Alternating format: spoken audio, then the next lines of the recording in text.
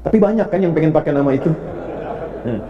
Karena setelah masuk Islam, tiba-tiba beliau berubah jadi orang baik, yang kebaikannya luar biasa, dan merubah kampungnya dari kampung begal menjadi kampung terbaik di masanya. Dan itu viral, sehingga bangga dengan nama daerahnya. Itu sebabnya kalau orang baik itu jadi begitu baik dan dikenal kebaikannya, maka ada cahaya di kampungnya, sehingga warga kampung merasakan cahaya itu, dan nama kampungnya pun berubah jadi baik. Nah demikianlah kemudian kita, kalau mampu kita mengeluarkan sifat-sifat kebaikan dalam wujud takwa itu dengan jalan syariat. Apa syariat itu wujudnya? Itu yang kita sebut dengan ibadah. Karena itu dalam sholat ada takwa, dalam puasa ada takwa, dalam umrah haji ada takwa.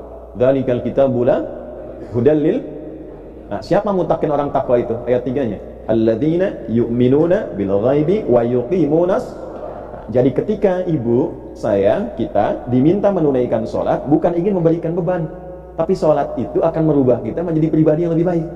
Itulah sebabnya ketika ada orang bertanya, kenapa saya mesti sholat? Allah langsung jawab, innas sholata tanha 'anil fahsya wal munkar. Sholat itu kalau benar dikerjakan mampu membebaskan pelakunya, orang sholat itu, dari dua sumber keburukan, baik fahsya ataupun munkar. Nah, itulah rahasianya kenapa anak baru fase tumbuh berkembang usia 7 tahun yang diajarkan pertama kali sholat. Mengapa? Karena diharapkan anak itu tumbuh menjadi pribadi yang baik di masa depan.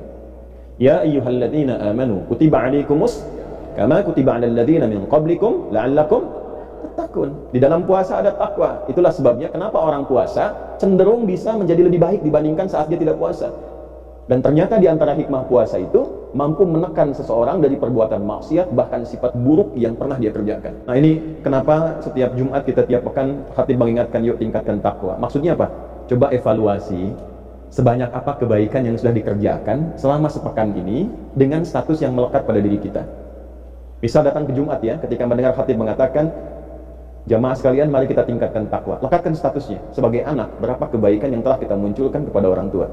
Sebagai suami, berapa kebaikan yang telah dikumpulkan yang mampu diberikan kepada istri.